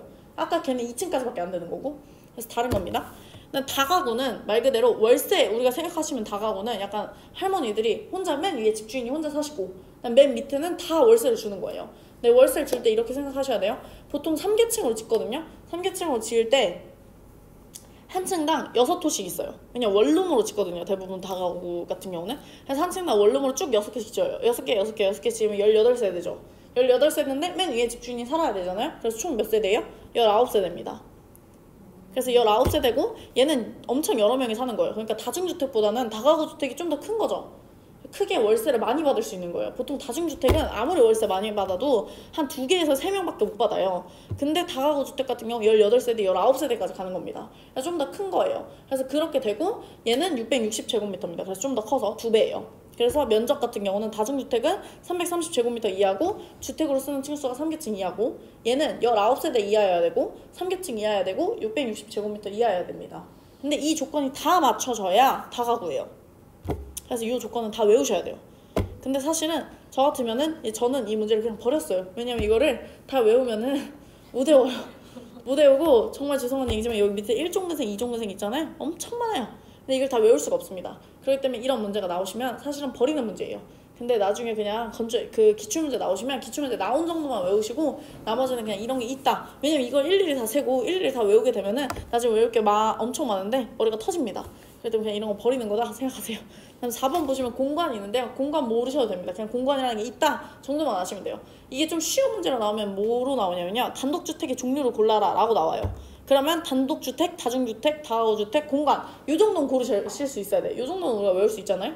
그래서 그 정도는 외울 수 있어야 되고요. 공동주택 보시면 아파트, 연립주택, 다세대주택, 기숙사가 있습니다. 아파트 같은 경우는 5개층 이하를 우리가 아파트라고 얘기하고요. 연립주택 같은 경우는 당연히 그 단독주택보다는 커야 되잖아요. 아까 단독주택의 규모가 그 다가구가 660이었거든요. 그러니까 당연히 그 공동주택에 있는 연립주택하고 다세대는 둘 다 660제곱미터가 넘어야 돼요. 그쵸? 근데 다세대는 660을 넘으면 안 되고 이하여야 되는데 이 다세대 주택이라고 하면 뭐라고 생각하시면 되냐면 빌라예요, 빌라. 그래서 빌라인데 이 660제곱미터 이하고 층수가 4계층 이하여야 되거든요. 근데 이러면은 제가 빌라예요 라고 말하면 뭐라고 질문하시면 제가 아는 빌라는 4층이 넘는다고 막 5층짜리도 있고 6층짜리도 있다고 이렇게 얘기하시거든요. 그건 뭐냐? 우리가 뒤에서 배우는 도시형 생활주택이에요. 그래서 이 다세대 주택이라는 건 뭐냐면 빌라인데 옛날 빌라예요. 옛날 빌라. 최근에 지은 거 말고 최근에 이렇게 딱 봤을 때 벽돌이 일단은 기본적으로 빨개야 돼요. 벽돌이 빨간 거라든지 아니면 진짜 옛날 빌라 있어요. 우리 여기 바로 옆에 건물 있는 여기 옆에 빌라 있죠. 제가 옆에 차 세워놔서 아는데 여기 위에 보면은 4층이 안 넘어가요. 왜냐면 주택으로 쓰는 층수가 4층이에요. 그 말은 무슨 말이에요? 여기가 1층 필로티 구조잖아요. 그럼 2층, 3층, 4층, 5층까지 올릴 수 있는 거예요. 왜냐면 주택으로 쓰는 면적이 4층이어야 되니까 주택으로 쓰는 면적만 4층입니다. 근데 가끔 4층이 넘는데 다세대 주택이라고 되어 있는 경우가 있어요. 그런 경우 뭐냐? 대부분 2층이 원래는 근린생활로 인가를 내고 자기네들 맘대로 용도 변경을 한 거예요. 그런 식으로도 합니다. 그러게 되면은 이제 강제 이행금을 물겠죠, 매년. 돈을 냅니다. 그래서 저도 옛날에 강제 이행금을 내는 그런 불법 증축된 빌라를 낙찰받은 적이 있거든요. 경매로. 그래서 강제 이행금을 냈어요. 그렇게 내면 됩니다. 내고 나서 하면 되는 건데 어쨌든 다세대 주택 같은 경우는 옛날 빌라를 말하는 거다라는 거고요. 연립주택이라는 거는 4계층 이하인데 660제곱미터 초과라서 얘가 다세대 주택 빌라보다는 좀 더 넓은 개념이에요. 그래서 연립주택은 뭐 생각하시면 되냐면 한남동이나 유엔빌리지 이런 데 가면은 좀 좋은 고급 빌라들 있잖아요. 얼마 전에 제가 어제도 나은주 산다 봤는데 나은주 산다 많이 보는데 그 손담비 집 있죠. 이런 게 약간 연립주택 같은 거예요. 딱 보시면 제가 바깥에서 딱 봤을 때 일단 4계층 이하였거든요. 4계층 이하고 그 다음에 660제곱미터 초과하고, 그쵸? 딱 봐도 평수가 보이잖아요. 660제곱미터 초과하고. 그러니까 약간 좀 우리가 생각하는 단독주택이라고 했을 때 한 가구가 혼자 되게 비싸게 사는 가구들은 단독주택이 아닙니다. 대부분 다 어디냐면 연립주택으로 들어가요. 그래서 약간 비싼 약간 고급 빌라들은 다 연립주택으로 들어갑니다. 그래서 어쨌든 그렇고요. 기숙사는 뭐 말 그대로 기숙사입니다. 그다음 밑에 보시면 1종근생하고 2종근생이 있는데요. 1종근생이라는 거는 주거지역과 가까이 지을 수 있는 걸 1종근생이라고 하고요. 2종근생은 좀 멀리 짓는 걸 생각하시면 돼요. 그래서 좀 쉽게는 우리 집 근처에 있는 걸 생각하시면 돼요. 우리 집 근처에 병원 있죠. 의원이나 치과의원이나 한의원 뭐 이런 것들 있습니다. 산후조리원 이런 거 있는데, 그 다음에 근데 이게 이렇게 생각하면 또 곤란할 수 있는 게 뭐냐면요, 일반 음식점이나 휴게 음식점 있죠. 우리 집 바로 앞에 음식점이 있는데 이러면 보통 자기 집이 그 거주지역 안에 없을 가능성이 높아요. 그러니까 이게 좀 다른데, 이종근생이라는 게 완전 전용 주거지역 근처에 짓는 거 말하는 거거든요. 그래서 진짜 아파트 단지가 몰려있는 데 있죠. 이런데 바로 옆에 지을 수 있는 거는 의원이나 치과의원, 한의원 이런 거 말하는 거예요. 예를 들면 대단지 있죠. 대단지. 예를 들면 뭐 최소한 한 열 몇 동 이상이 되는 대단지들 있잖아요. 그런 데는 중간에 상가들이 있어요. 아파트 상가들이. 근데 아파트 상가에는 대부분 이런 것밖에 못 들어가요. 의원, 치과의원, 한의원 이런 거. 그 다음에 뭐 산후조리원 이런 것밖에 못 들어옵니다. 근데 여기에는 일반 음식점이나 휴게 음식점, 안마시술소, 노래연습장 이런 거 못 들어옵니다. 그래서 저도 옛날에 음식점 할 때 이종근생인지 확인을 해야 돼요. 이거 건물이 이종근생이 아니면 음식점 인가가 안 나와요. 그래서 그런데 이거는 외울 수가 없어요. 왜냐면 제가 여기 써놓은 거 말고도 무진장 많습니다. 그리고 이게 좀 애매한 게 뭐냐면, 의원이라는 게 그 보통 무슨 병원에 뭐 이비인후과 의원 이렇게 붙거나 혹은 뭐 성형외과 의원 이렇게 붙는 거는 규모가 좀 조그만한 데거든요. 근데 예를 들면은 저희 집 바로 앞에는 동신한방 병원이라고 있어요. 진짜 정말 큰 건물에. 그런 거는 일종 근생이 아니에요. 이종 근생입니다. 그리고 가끔 병원 중에서도 의원자 안 붙은 게 있어요. 그냥 이비인후과라고 붙고 나서 딱 갔더니 한층 전체 다 써. 이러면 의원 아니에요. 그러면 아니고 이제 병원으로 또 넘어가는 경우가 있거든요. 근데 그 면적을 우리가 다 알 수가 없잖아요. 그럴 때면 이런 거를 외울 수가 없어요. 그럴 때면 그냥 틀려야 돼요. 어쩔 수가 없습니다. 그래서 이런 거는 그냥 그렇다라는 것만 아시면 됩니다. 근데 이게 또 애매한 게 뭐냐면요. 이게 왜 힘들어지는 거냐면, 건축물에 시설군이 있는데요. 이걸 일단 외우셔야 되거든요. 자동차, 산업, 전기통신, 그 다음 문화집회, 그 다음 영업, 그 다음 교육 및 복지시설군, 그 다음 근린생활시설, 그 다음 주거 업무 급악. 이걸 외우셔야 돼요. 이게 순서예요. 순서. 우리나라에서 가장 위험하다고 생각하는 게 자동차를 가장 위험하다고 생각하고요. 그 다음에 이제 산업시설군을 가장 위험하다고 생각하고, 그 다음에 전기통신, 그다음 문화집회 이렇게 나오거든요. 그래서 예를 들면 내가 건물을 지었어요. 근데 처음에 지을 때 예를 들면은 병원 건물로 짓겠다라고 했어요. 그럼 병원 건물이면 의료시설에 들어가잖아요. 그러니까 제가 말하는 병원 건물이라는 건 아까 의원 말고 진짜 병원을 짓는데, 그러니까 좀 대형 병원 말하는 거죠. 삼성병원 이런 걸로 짓겠다라고 했어요. 그럼 이거 의료시설이기 때문에 여기 중간에 보시면 교육 및 복지시설군에 들어가요. 근데 이거를 제가 그 병원을 운영하다가 망했는데 이거를 그래서 교회한테 팔았어요. 교회재단에 팔면 교회재단 이거 리모델링해서 교회로 쓰겠죠. 그럼 여기 위에 올라가시면은 문화집회시설군에 종교시설이 있어요. 그러면 의료시설에서 종교시설 위로 올라갔죠. 위로 올라가면 허가를 받아야 됩니다. 이렇게 종별 변경을 하려면, 이거 우리가 종을 변경한다고 하는데 시설군을 변경할 거면 위로 올라갈 때는 허가, 밑으로 내려갈 때는 신고예요. 그래서 이게 문제입니다. 왜냐면 문제는 뭐라고 나오냐면요. 예를 들면 일반 음식점 건물이 있는데 이 일반 음식 건물을 교회 건물로 바꾼다. 이렇게 예시가 나와요. 근데 일반 음식점은 아까 뭐라 했냐면 제2종 근생이라고 그랬거든요. 일반 음식점이 제2종 근생에 들어간다는 거 알아야 되고요. 제2종 근생에서 교회는 일단 종교시설이잖아요. 그 위로 올라가는 거죠. 그러면 허가다 라고 문제를 풀어야 돼요. 그러니까 엄청나게 어려운 거죠. 근데 이거는 무조건 외우셔야 되고요. 웬만하면 근생이 나온 경우에는 틀려요. 그냥 근생이 나오면 그냥 버리는데 쉬운 경우가 나오는 경우도 있거든요. 일단 제가 말씀드린 뭐 노래연습장이라든지 이런 거는 이종근생이라는 게 좀 느껴져요. 왜냐면 노래연습장이 주거단지에 가까이 있으면 안 좋잖아요.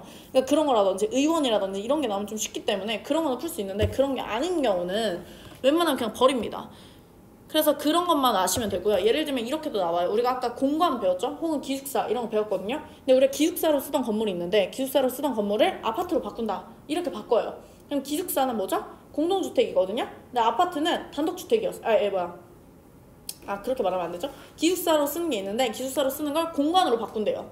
그럼 기숙사는 아까 공동주택이었는데 공관은 아까 단독주택이라고 그랬거든요. 그렇죠? 그러면은 공동주택에서 단독주택은 같은 시설군 안에 있죠. 주거 업무 시설군 안에 있단 말이죠. 그럼 지네들 시설군 안에서 바꾸는 거는 여기 밑에 보시면 기지 변경 신청이라고 합니다. 그래서 그렇게 바뀌는 건 뒤에 봤을 때 기지 변경 신청이다 확인하시면 돼요. 그래서 이런 거는 1, 2, 3, 4, 5번으로 그렇게 문제가 나오거든요. 여러 가지로. 그럼 그걸 보시고 기지 변경 신청인지 허가인지 신고인지를 확인하셔야 됩니다. 그렇기 때문에 이 안에 내용들을 다 외우셔야 되고요. 우리가 기억하시는지 모르겠지만 몇 주 전에 방송통신시설 안에는 뭐뭐뭐가 있고 발전시설 안에는 뭐가 있고 문화 및 집회시설이 뭐가 있고 이런 것도 배우셨어요. 그 다음에 관광휴게시설 안에는 뭐가 있고 다중생활시설 안에는 뭐뭐뭐가 있다라는 거를 대충 했어요 우리가. 그래서 그런 게 있었거든요. 근데 우리가 기억을 못할 뿐이지. 근데 그걸 나중에 그래서 외우셔야 됩니다. 그거 안 외우시면 문제를 너무 많이 틀려요. 그래서 얘는 무조건 외우셔야 되고 그거랑 아까 그런 거 합쳐가지고 대부분 한 3문제 정도에서 4문제 정도 나오거든요. 근데 3, 4문제를 다 틀려버리면 합격을 못해요. 그렇기 때문에 그 정도는 외우셔야 됩니다. 근데 근린생활은 버려도 된다. 이런 거는. 그래서 그렇게 아시면 되고요. 밑에 보겠습니다. 그래서 이건 나중에 외우실게요. 그 내용들은 어차피 다 외우는 게 있기 때문에 외울 때 나중에 외우시면 됩니다. 건축물의 대지를 보시면요. 대지의 높이는 인접 도로면보다 낮아서는 안 돼요. 당연하죠? 도로가 있는데요. 도로보다 대지가 더 낮아요. 그럼 건물이 더 밑에서 올라간다는 건데 그런 건 불가능하다는 겁니다. 다만 근데 그 이유가 뭐냐면은 빗물 때문에 그러거든요. 빗물이 자꾸 내려오면은 자꾸 이게 건물 안으로 들어가 버리면 안 되잖아요. 그런 것 때문에 그러기 때문에 대지의 높이는 인접 도로면보다 낮아서는 아니 된 거죠. 낮아서는 아니 되는데 다만 배수에 지장이 없거나 용도상 방수비 필요 없는 경우는 당연히 낮아도 되겠죠. 네, 그렇게 됩니다. 다음 두 번째 보시면 습지 매립지는 문제가 안 나와요. 습지 매립지라는 말이 나오면 당연히 필요한 조치를 해야겠죠? 너무 뻔한 내용입니다. 그래서 이런 건 안 나오고요. 옹벽이 있는데 옹벽은 손괴 우려라는 말이 나오면 무조건 옹벽이에요. 손괴 우려라는 건 뭐냐면요. 예를 들면 우리가 고속도로 지나갈 때 옆에 산 깎아놓은 거 있잖아요. 그런 거 이렇게 그 비 오면은 막 휩쓸려 내릴까봐 뭔가 이렇게 그물 같은 걸로 해놓은 거 있어요. 그런 것도 우리가 옹벽이라고 하거든요. 근데 그물 같은 걸로 해놓은 데도 있고 그물 말고 벽처럼 완전 지어놓은 데도 있어요. 그게 다 조건이 있습니다. 그래서 옹벽도 내용이 좀 많아요. 뭐가 있으면은 2m 이상 설치, 뭐가 있으면 4m 이상 설치, 뭐가 있으면 6m 이상 설치 이거 외우셔야 되거든요. 그거 외우셔야 되는데 아직 그걸 안 배웠기 때문에 나중에 외우시는데 어쨌든 그거 있으면은 외우면 됩니다. 어쨌든 옹벽이라는 건 손괴 우려라는 말이 나오면 옹벽이다 라는 거로 생각하시면 되고요. 대지에 그 다음에 이제 조경 보시면 조경이라는 건 면적이 200제곱미터 이상인 대지에 건축주는 조경 의무예요. 이것도 이 단어를 외우셔야 돼요. 200제곱미터. 왜냐면 200제곱미터가 아니면 조경 의무가 없어요. 예를 들면 이렇게 생각하시면 돼요. 우리가 아파트 단지 중에서도 대단지 아파트는 다 중간에 나무를 심어놨어요. 그게 왜 그런 거냐? 의무기 때문에 심은 거예요. 괜히 심어놓은 게 아니라. 근데 우리가 나홀로 아파트라든지 이런 아파트도 있죠. 이런 아파트들은 뭐예요? 안 하는 경우도 있어요. 나홀로 아파트나 이런 거는 나무가 없는 경우도 있거든요. 이런 거는 왜 그러냐면 면적이 200제곱미터가 안 넘는 거죠. 그런 경우에는 그런 경우 있다라는 거죠. 그래서 예외적으로 조경을 안 해도 되는 경우가 있는데요. 이것도 문제가 정말 많이 나와요. 이 기출문제가 진짜 많은데 이 200제곱미터보다는 이 밑에가 더 많이 나오거든요. 그래서 농지지역에 건축하는 건축물, 녹지지역이라는 건 이미 많죠 나무가. 근데 걷다 나무를 또 지어도 의미가 없다라는 거고요. 두 번째 공장 같은 경우는 나무가 죽어요. 그러니까 안 짓고요. 세 번째 염분이 있으면 나무가 안 자라요. 그렇기 때문에 안 되고요. 축사 같은 경우는 염소가 풀 뜯어먹는다 그랬죠? 염소가 풀 뜯어먹기 때문에 우리가 할 필요가 없습니다. 그 다음에 다섯 번째가 가설 건축물이에요. 가설 건축물 같은 경우는 어차피 부실 거예요. 건축물을 나중에. 그렇기 때문에 얘 같은 경우는 굳이 옆에다 나무를 심을 필요가 없다는 거예요. 왜냐면 그럼 나무 또 뽑아야 되기 때문에 귀찮은 일을 몇 번 반복하는 거라서 가설 건축물은 짓지 않습니다. 나무를 심지 않습니다. 그래서 얘는 여기서는 사실 딱 보면은 어느 정도 몇 번 들어보면 익숙해질 수 있는 것들이라서 면적만 외우시면 돼요. 면적이 200제곱미터 이상일 때는 건축주의 조경 의무가 있다라는 것까지만 아시면 됩니다. 그다음에 다음 보시면 공개공지가 있는데요. 공개공지라는 건 소규모 휴식시설이에요. 가장 대표적으로 말씀드리면은 좀 좋은 아파트들 같은 데 가면요. 중간층 같은 데 가면은 그런 휴게시설들이 있어요. 옛날에 이게 이제 목동 같은 데는 다 아파트 단지가 되게 옛날 거잖아요. 근데 중간에 트라플레스가 하나 새로 지은 게 있는데 트라플레스 새로 지었는데 거기 가면은 중간에 나무랑 막 이렇게 막 담배 필 수 있는 공간도 있고 막 운동시설도 있고 막 이렇게 중간 층을 한 층을 전체 다 휴게시설로 바꾼 데가 있어요. 그래가지고 막 이제 엄청 좋다고 막 이렇게 얘기 나온 적이 있거든요. 거기가 어디냐면 별에서 나온 그 데 있죠. 거기서 걔네 그 집 있잖아요. 그거를 거기 목동 트라플레스에서 촬영했거든요. 그렇게 생겼어요. 어쨌든 그런 것들 말하는 거거든요. 근데 어쨌든 간에 소규모 휴식시설 등의 공개공지 또는 공개공간을 설치하는 걸 우리가 공개공지라고 하는데 이거는 어디서 설치하는지가 중요해요. 일반 주거랑 준주거, 상업지역, 준공업지역인데요. 이게 어디냐면요. 아파트를 지을 수 있는 동네예요. 아파트를 아무데나 우리가 지을 수가 없어요. 그래서 일반 주거나 준주거나 상업지역이나 준공업지역에만 지을 수가 있어요. 그래서 아파트를 지을 수 있는 동네에 우리가 공개공지를 쓰라고 하는 거예요. 왜냐면 사람들이 많이 몰려있잖아요. 아파트 같은 경우는. 그러다 보니까 그 사람들이 쉴 수 있는 공간을 마련해놔야 된다는 거예요. 그래서 우리가 공개공지를 설치해야 된다라고 나와 있고요. 대상 건축물 같은 경우 보시면 바닥 면적의 합계인 5,000제곱미터 이상인 문화 및 집회시설, 종교시설, 판매시설, 운수시설, 업무시설, 숙박시설인데요. 이것도 당연히 다 못 외우겠죠? 그래서 얘는 답을 어디서만 고르냐면 여기만 고르시면 됩니다. 농수산 유통시설. 무조건 답은 이거예요. 농수산 유통시설. 말곤 답이 없습니다. 그러니까 이 5,000제곱미터 이상을 외우는 것도 외우는 건데 뭘 외워야 되냐? 농수산 유통시설부터 뒤에부터 보시는 거예요. 뒤에 농수산 유통시설이 있으면 일단 그게 답입니다. 왜냐면 농수산 유통시설은 공개공지를 설치하지 않아요. 그쵸? 왜냐면 바쁜 사람들 거기 옆에서 휴식하러 하면 안 됩니다. 그래서 아닙니다. 그래서 안 쓰고요. 밑에 보시면 확보 면적 같은 경우 보시면 확보 면적은 10% 이하다 이런 거 안 바꿔요.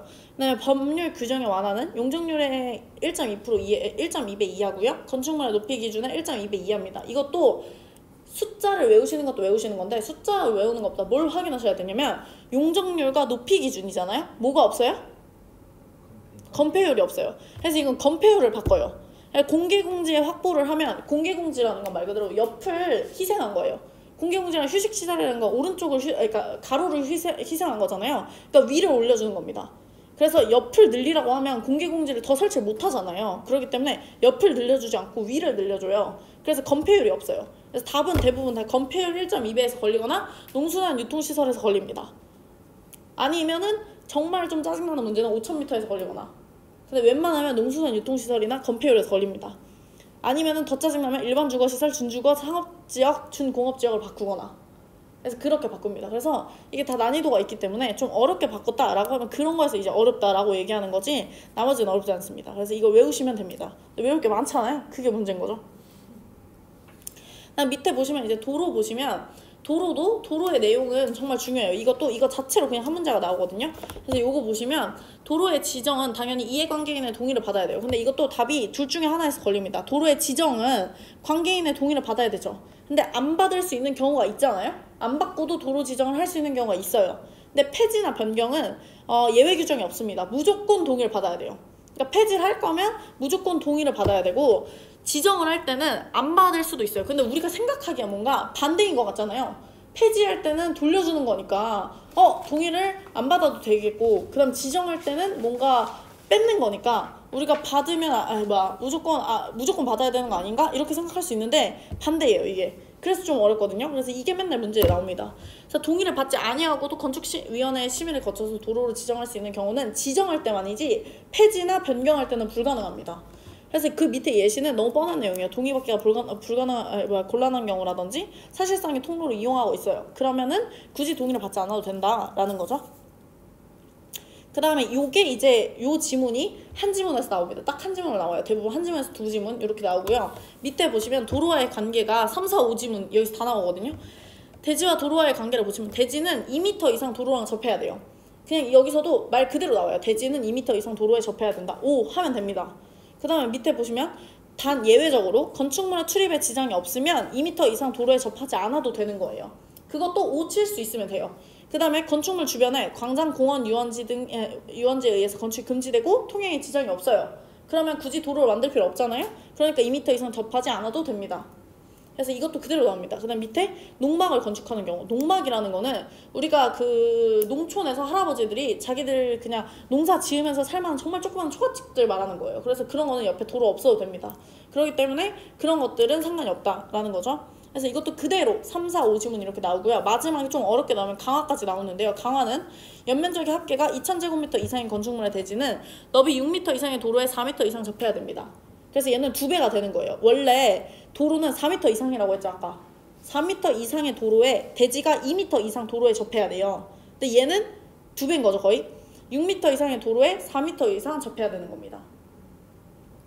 어떨 때? 연면적 합계가 2,000제곱미터 이상일 때. 근데 여기선 대부분 문제가 어디서 나오냐? 공장으로 나와요. 공장이 몇 천이죠? 3천이에요. 그래서 대부분 문제는 공장으로 나오지 웬만하면 그냥은 안 냅니다. 그래서 2,000짜리 나왔고요. 지금 공장이 3,000짜리 또 있죠. 네, 그래서 그거까지만 기억하시면 되고요. 그 다음에 건축선이라는 게 있는데 건축선이라는 건 뭐냐면 내 땅에서 내 땅을 완벽하게 꽉꽉 채워서 건물을 지어버리면 도로를 다 만들 수가 없어요. 그렇기 때문에 건물을 꽉꽉 채우지 말라는 거예요. 그런 걸 우리가 건축선이라고 하거든요. 너 토지에서 여기 안에서 요만큼만 지어 라는 어떤 선을 정해주거든요. 그런 걸 이제 건축선이라고 합니다. 그래서 그거를 우리가 대지와 도로의 경계선이라고 하는데요. 이런 것도 문제 안 나오고요. 그냥 건축선의 예외 보시면 소요원업이 4m에 미달되는 도로에서의 건축선, 얘도 그대로 나와요. 그래서 이 지문을 외우셔야 되는데 여기서는 도로 양쪽에 대지가 존재해요. 그러면은 대지가 있고 양옆에 지금 그러니까 도로가 있고 양옆에 대지가 있잖아요. 그러게 되면은 다른 건 안 바꿉니다. 중간에 뭐만 바꾸냐면 중심선이에요. 중심선. 소요 너비에 못 미치는 도로의 경우에는 그 중심선부터 양쪽으로 둘 다 반씩 후퇴한다는 거죠. 그렇죠? 그래서 얘는 2분의 1 수평거리라는 거, 2분의 1, 3분의 1 바꾸는 거 이거 안 바꿔요. 왜냐면 이거는 너무 봐도 뻔하잖아요. 그래서 이런 건 안 바꾸고 중심선을 바꿔요. 중심선을 뭐로 바꾸냐? 밑에 거랑 바꿔요. 그래서 밑에 거 보시면 도로의 반대쪽에 경사지가 있는 거예요. 그러니까 산이 있고 산 바로 앞에 집이 있는 거죠. 그러니까 도로가 있는 거죠. 그런 경우에는 도로가 이 산 쪽으로 후퇴가 안 되잖아요. 그러니까 반대편으로 후퇴를 하는데 그걸 뭐라 하냐면 경사지 등에 있는 쪽에 도로 경계선으로부터 소요너비에 해당하는 수평거리 선으로 한다는 거예요. 그래서 얘는 이걸 바꿉니다. 경사지 등에 있는 쪽에 도로 경계선으로부터고 위에는 뭐야? 중심선으로부터예요. 얘네들을 맨날 체인지에서 쓰거든요. 그것만 확인하실 수 있으면 됩니다. 다른 건 없어요. 지정건축선은 시장군수구청장이 당연히 할 수 있고요. 당연히 건축 허가도 시장군수구청장한테 받기 때문에 건축선도 시장군수구청장이 지정하는 거죠. 그리고 지정의 범위는요. 도시지역 같은 경우는 4m 이하의 범위를 지정할 수 있습니다. 왜냐면 너무 좁기 때문에 4m 이하로 할 수 있다는 거예요. 다음 밑에 보시면 도로 제한이 있는데요. 도로 제한 같은 경우는 건축물의 담장은 건축선의 수직면을 넘어서지 않는다. 이런 것도 다 같이 한 문제로 나오거든요. 담장은 건축선의 수직면을 넘으면 안 되겠죠. 근데 이건 잘 안 나와요. 뭐가 나오죠? 지표 아래 부분은 그러하지 아니하다. 이거 맨날 나와요. 지표 아래 부분을 그러하지 않는다는 건 지표 아래 부분은 건축선이 없어요. 미친 듯이 파도 된다는 겁니다. 그래서 보통 단지 대규모 단지 같은 경우 아파트 싹 다 밑에 파버려가지고 지하 주차장이 다 동마다 연결되어 있잖아요. 그래서 내려오면은 우리 동 바로 앞에 주차하고 나서 지하에서 올라갈 수 있게끔 만들잖아요. 그런 것들이 이제 이런 것 때문에 그러는 거죠. 그다음 밑에 보시면 도로면으로부터 높이 4.5m에 있는 출입문, 창문, 그 밖에 이와 유사한 구조물 같은 경우는 열고 닫을 때 건축선의 수직면을 넘지 않는 구조라고 하는데요. 이것도 말 그대로 나오기 때문에 뭐만 외우시면 되냐면 4.5만 외우시면 됩니다. 4.5. 그래서 4.5라는 건 높이가 4.5m 이하에 있는 출입구나 창문 있잖아요. 그러니까 대부분 빌라 같은 경우는 한 2층 정도 되는 데는 창문 열 때 이렇게 열지 못하게 하는 거예요. 그래서 우리 빌라 같은 데 보면은 모두 다 창문이 다 어때요? 슬라이드예요. 왜냐면 이렇게 열면 뭐가 돼요? 건축선 넘어가잖아요. 그러니까 이렇게 열거나 혹은 요즘에는 이렇게 못 열게 하고 그래서 오피스텔 같은 데는 이렇게 열게 하는 창문들 있잖아요. 이렇게 밑에만 하게끔. 그런 게 왜 그러냐면 건축선 안 넘게 하려고 그러는 거예요. 그래서 건축선 창문을 우리가 슬라이드가 발달된 이유가 건축선이 못 넘게 하려고 그렇게 하는 겁니다. 되셨죠? 네. 다음에 건축물의 면적 제한 보실게요. 건축물의 면적 제한 보시면 건폐율은 대지 면적에 대한 건축 면적이죠. 그렇기 때문에 건축 면적이라는 건 우리가 전에 했기 때문에 굳이 제가 뭐 식을 쓰거나 이러진 않았습니다. 그래서 건폐율은 건축 면적이고 용적률은 연면적이죠. 그래서 그것만 외우시면 됩니다. 그 다음에 요게 중요해요. 용도 지역에 따른 대지의 분할 제한. 분할 제한은 다 제한이 있어요. 그래서 주거 지역 같은 경우는 60제곱미터 미만으로 분할하면 안 되는 거예요. 왜냐하면 저번에도 말씀드렸지만 분할이라는 건 너무 조그맣게 하면 활용도가 떨어져요. 그렇기 때문에 국가 입장에서 그걸 막는 거죠. 그래서 주거지역은 60제곱미터, 상업지역은 150, 그다음 공업지역 150, 녹지지역 200, 기타지역 60인데 이거 말고 관리지역, 농림지역 안에서도 다 있어요. 그래서 그것도 나중에 외우셔야 되는데 지금은 안 외울게요. 나중에 외울 거다 정도만 아시면 되고 분할 제한이라는 건 너무 조그마한 규모 미만으로는 분할하면 안 된다 정도만 아시면 될 것 같아요. 다음 17번 보시면은 건축물의 높이 제한인데요. 이것도 총 합쳐서 그냥 한 문제 나옵니다. 얘 같은 거 보시면 가로구역 같은 경우는 높이 제한이 있는데요. 가로구역이라는 건 도로로 둘러싸인 지역이죠. 여기도 그래요. 여기도 여기 옆에 도로 있죠. 앞에 도로 있죠. 뒤에 도로 있죠. 옆에도 도로 있잖아요. 그렇기 때문에 도로구역으로 완전 도로로 둘러싸인 지역을 우리가 가로구역이라고 말하는데 그런 가로구역은 건축물의 용도 및 형태에 따라서 건축물의 높이를 다르게 정할 수가 있다라고 했을 때 그냥 O 치면 됩니다. 별로 어려운 문제들은 아니고요. 근데 여기서는 이제 뭐가 나오냐면 이 밑에밖에 안 나옵니다. 그 정북 방향으로 거리에 의한 높이 제한을 했을 때 우리가 일조권을 확보하기 위해서 9m 이하인 경우에는 인접 대지 경계선으로부터 1.5m 이상, 그 다음에 높이 9m 초과하는 부분 같은 경우는 건축물 높이의 2분의 1 이상입니다. 그래서 그것도 나중에 외우셔야 되는데 지금은 안 외울게요. 그 다음에 공동주택 부분도 보시면 공동주택 같은 경우는 채광 등의 확보를 위하여 정하는 높이 이하로 하는데요. 이것도 답은 어디서밖에 안 걸리냐면 밑에 일반 상업지역, 중심 상업지역에 건축하는 경우는 제외예요. 그 말은 무슨 말이냐면 우리가 술집 많은 먹자골목 같은 데 가잖아요. 그럼 미친 듯이 다 높이 지었어요. 아세요? 그 약간 부천 같은 데는 상동이나 이런 데 가시면은 막 그 현대백화점 뒤에 막 엄청나게 많이 막 상가들 있잖아요. 그런 데 같은 경우는 일조권 전혀 안 받습니다. 그래서 일반 상업지역이나 중심 상업지역, 여기도 마찬가지예요. 여기도 일반 상업지역이나 중심 상업지역이겠죠? 아마도? 그러면 여기 옆에 보시면 싹 다 그냥 이렇게 지은 빌라들 없잖아요. 그렇기 때문에 얘네들은 싹 다 뭐예요? 그냥 그 일반 상업지역이나 중심 상업지역이라고 우리가 유추할 수 있어요. 근데 아마도 지금 우리가 여기 있는 지역은 아마 일반 상업지역이나 중심 상업지역이 아닐 거예요. 왜냐면 제가 옆에 보니까는 빌라 같은 경우가 이렇게 밑에 깎였어요. 옆에가. 이게 깎였다는 거는 일조권의 적용을 받았다는 거예요. 받았다는 건 뭔 말이에요? 일반 상업지역이나 중심 상업지역이 아니라는 거죠. 왜냐면 일반 상업지역이나 중심 상업지역은 일조권 확보에 대한 높이 제한을 안 받기 때문에 막 갖다 지어도 되는데 여기는 지금 받기 때문에 아마 지는 거죠. 그러니까 여기는 아니고 아마 저기 좀 양재역 완전 옆이라든지 저 반대편이라든지 이런 데는 아마 일반 상업지역이나 중심 상업지역일 거다라는 걸 알 수 있는 거죠. 그다음 3번 보시면 적용의 제외 보시면 2층 이하로 높이가 8m 이하인 건축물은 높이 제한 규정이 없습니다. 그래서 2층 이하고 높이가 8m라는 거는 너무 조그마한 건물이잖아요. 그래서 이런 거는 높이 제한 규정 안 하겠다는 거죠. 그다음 밑에 보시면 특별 건축구역인데요. 이거는 거의 안 나와요. 그래서 특별 건축구역이라는 건 그냥 얘는 완화한 거다라는 것만 아시면 돼요. 특별 건축구역 안에 있으면 많이 지어도 됩니다. 높이 지어도 되고 멀리 지어도 돼요. 그래서 이거는 그냥 문제가 부설 주차장의 설치, 뭐 건축물의 미술작품의 설치 이런 것들 모두 다 통합 적용하여서 수립할 수 있다라고 했을 때 O 칠 수 있으면 됩니다. 그래서 이건 너무 뻔한 내용이라서 그냥 완화라고만 생각하시면 되고요. 그 다음에 18번 보겠습니다. 건축물의 면적 산정인데요. 이 면적 산정 같은 경우도 다 외우셔야 돼요. 근데 이거는 외울 게 그렇게 많지는 않습니다. 일단 대지 면적은 원래 대지의 수평 투영 면적인데요. 만약에 건축선이 정하여진 경우에는 건축선과 도로 사이의 대지 면적이겠죠? 너무 당연한 얘기예요. 건축선이 정해지면 건축선에 맞춰서 지어야겠죠? 그다음 도시군 계획시설인 도로나 공원 등이 있으면 도시군 계획시설에 포함되는 대지 면적이겠죠? 당연히. 그래서 그걸 빼고 대지 면적을 산정한다는 거예요. 그렇죠?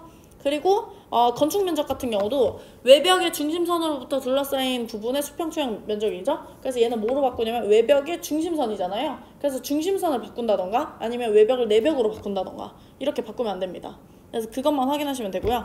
밑에 보시면 지표면으로부터 1m 이하에 있는 부분까지는 다 제외가 되고요. 지하 주차장의 경사로라든지 보행 통로, 차량 통로 이런 것들 다 건축 면적에서 제외를 해줍니다.